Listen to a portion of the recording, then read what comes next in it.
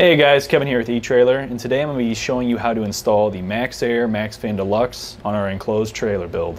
So if you're planning on transforming an enclosed trailer into an actual camper trailer, maybe take it out in the woods, maybe go boondocking, maybe to a state park, any other kind of campsite, you're going to want to have some sort of cooling system so that you're not sweating out there in the hot summer days and nights.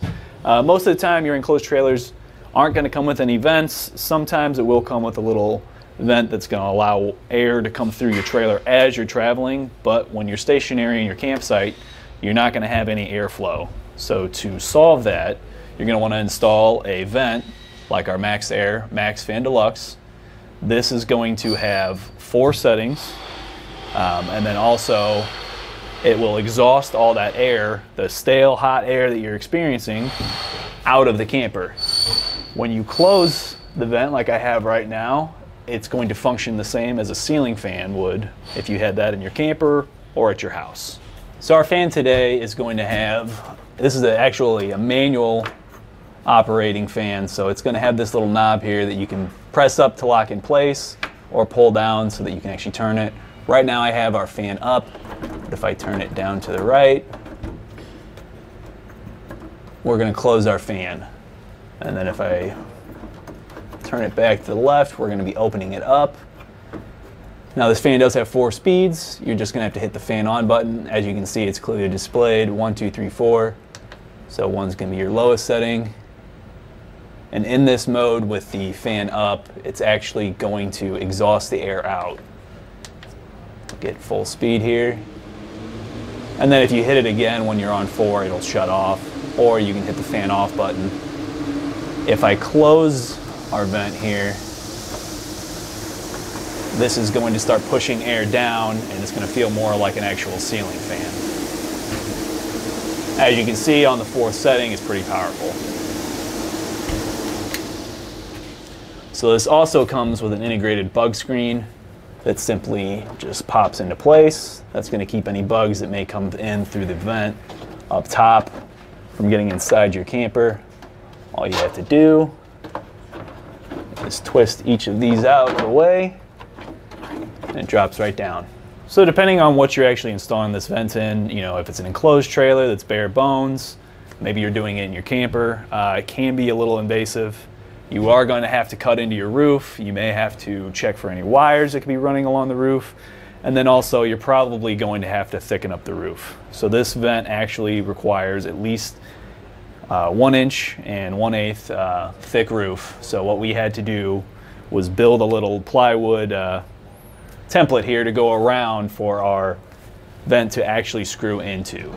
So I do recommend getting yourself like a maybe an inch thick plywood board, at least like 2-3 feet, you know, like 2x2, 4 or 4x4, something like that, just so that you have it ready to go. You can make that frame, slap it up into place, and you're not having to try and rig stuff together to get to the right thickness. So one of the best things about this fan is that it has an integrated rain shield so that you can use this fan at any time, no matter the weather, whether it's snowing, raining, sleeting, or if you're driving down the highway. Other typical starter fans are not going to have that option. You'll have to have them closed, whereas this is actually going to allow you to air out your camper, your enclosed trailer, or whatever you have while you're actually going down the highway so that when you get to your destination, you're not full of hot, stale air. All right, so now that we've gone over some of the features, let's show you how we installed it.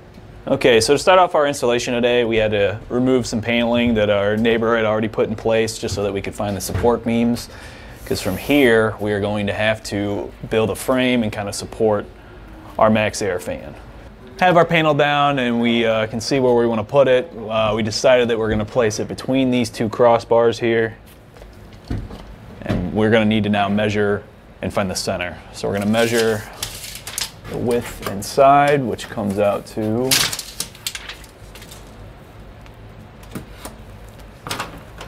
69 3/4, and then we're going to measure between our bars.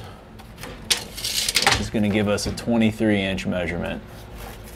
So we're going to mark that down.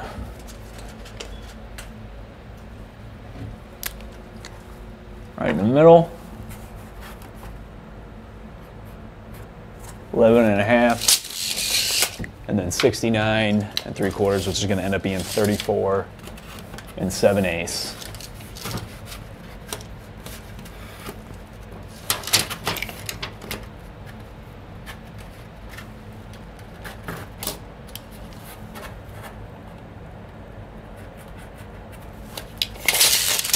So now that we have our center, we're going to take our template that we made, just some plywood. You can make this easily at home. So our cover here is going to be 14 by 14. We want to do the template just a tad bit bigger, maybe just a 1/16 or an 1/8 of an inch. That way when we're trying to slide it down in through the hole, we're not sitting there and forcing it or having any friction holding us back. All right, so in our template, we have a hole cut in the center just to make it a little bit easier. We're going to screw this in. That way when I put it up here, it'll stay in place so I can draw the lines around it, figure out exactly where we need to cut. I went ahead, just because we got this insulation here, drew a little pilot hole in there just to make this a little bit easier. But now we'll stick it in place.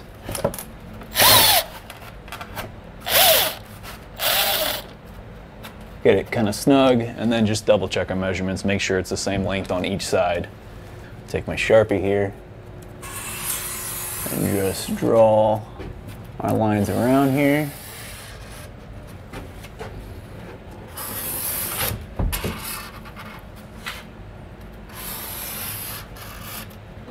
And then we can remove the template and start doing our cutout here. To make this a little bit easier, I'm also going to cut out our insulation here, just so that we can get a little bit easier of a time trying to cut out through the roof for our fan.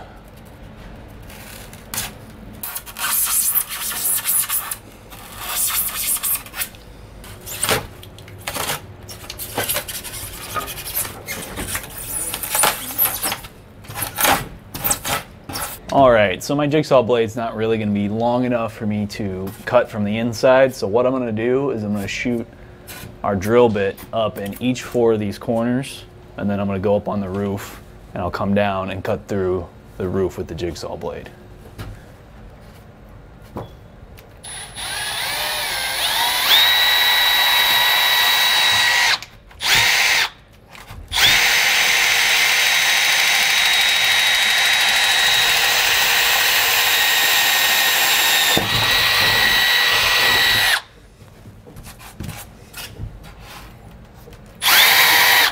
All right, so we're up on top now. I've got my 4 holes. I'm gonna set my template back down here just to get some straight lines going between the holes.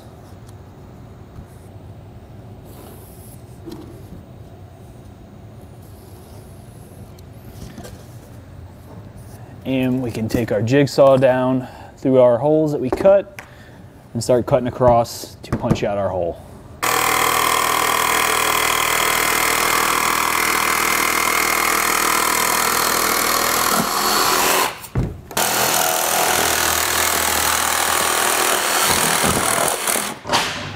Okay, so now we can take our collar here, just double check, make sure that this will drop right in. We don't have any issues. Sitting in pretty good, cut just enough off. So we'll be all good to start mounting stuff up. So like I said before, with enclosed trailers, you're really not gonna have a thick roof. You're really not gonna have anything to screw into. So what we did was we cut out more of this insulation to get a little bit more space, and then cut down some plywood. And I got these strips ready to go. We're gonna slide them into place here and give our 2 collars something to kind of grip into, because all that's really here on this roof is just a thin sheet of metal. I did do it on all 4 sides here. Okay, so our next step is gonna be to place some butyl tape all along our roof flange here. You're gonna wanna make sure that you're covering up the screw holes. This is gonna keep all your water out and help prevent any leaks. So we'll just stick that on, make sure that we're covering it nice and tight. Take our knife, cut off the excess here.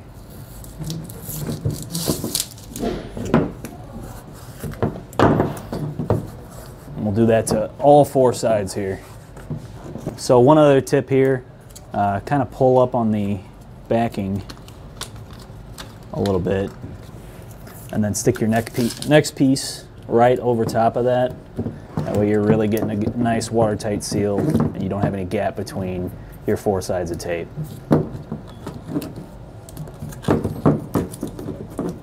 So before dropping this down into here, you're going to want to make sure that you have these points pointed to the sides. You don't want those going to the front and back of the trailer. So we'll put that to the side here. We'll drop it down into place. And then we can start sinking this in with our screws. One thing, as you drop your screws into here, it's going to actually pull that butyl tape down into the hole, and that'll seal up that hole nice and tight and prevent any leaks, even if you're getting leaks under the flange here.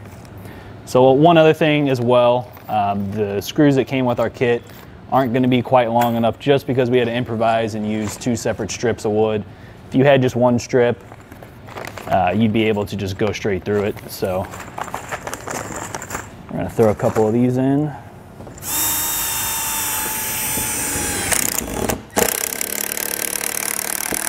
So one other thing you might have to have is just somebody else kind of from the bottom holding up that piece of wood so that you don't end up losing it or it getting out of place while you're screwing into it.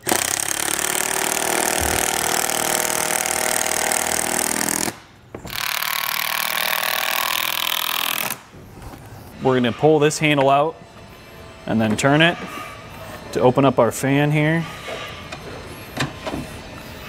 As it lifts up, you get a better idea of these screws. So those pieces up on the flange that I said need to go to the side, this is what it's going to screw into. So now we'll go put this up on the roof. Make sure you're careful that your wire's not getting pinched on the outside, then it drops right in. You need to line these holes up. You're going to need to have your hinge side facing the front of your trailer and the back with the vent facing away towards the rear of your trailer. This is so that you can have your vent open while you're on the highway or while it's raining, so that you don't have any water, any snow, anything coming through your vent. It's all going to be hitting it and sliding back away from it. All right, so to make this a little bit easier, I press down on the front here just to get that hole lined up, and then just I'm going to hand tighten it, and then we'll tighten it up with our drill.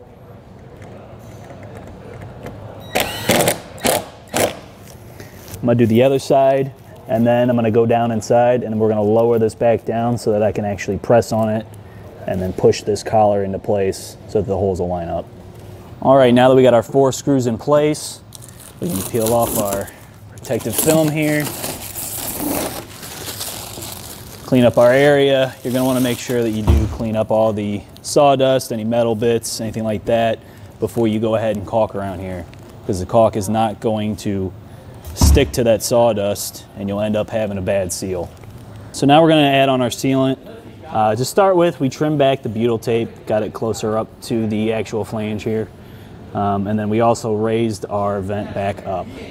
So to start, I'm going to lay a bead of sealant just across the screws, then come down a little bit more and come a little bit farther out so that we know we're getting a nice watertight seal.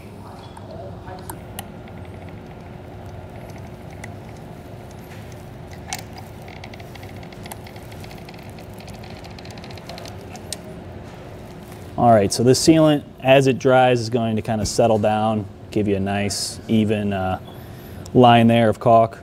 So since this trailer is going to be a larger build, and we're going to be putting in a Red Arc battery manager system, we're actually just going to show you a test here. So I just hooked up our positive and negative with some extra wire and ran it to our battery.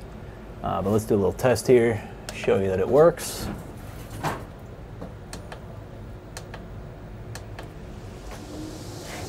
So all good. Now the next step is just to put in our cover up all this ugly plywood here and make it look like it just walked out of a showroom. All right, so next we're gonna put on our cover here.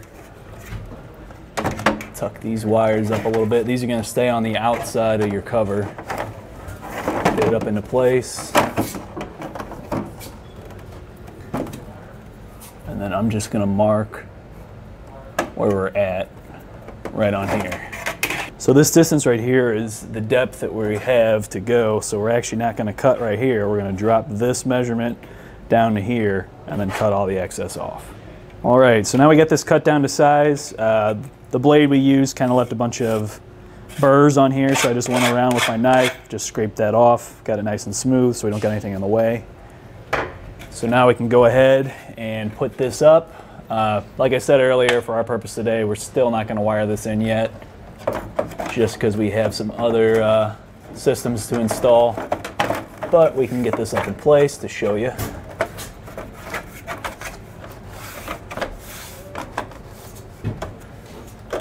And then all you have left to do is just sink your holes into your roof here. You're going to want to use the flat white painted screws. That way you have a nice clean look. Well, I think that about does it with our installation of the Maxxair MaxxFan Deluxe on our enclosed trailer build. My name's Kevin. Thanks for watching.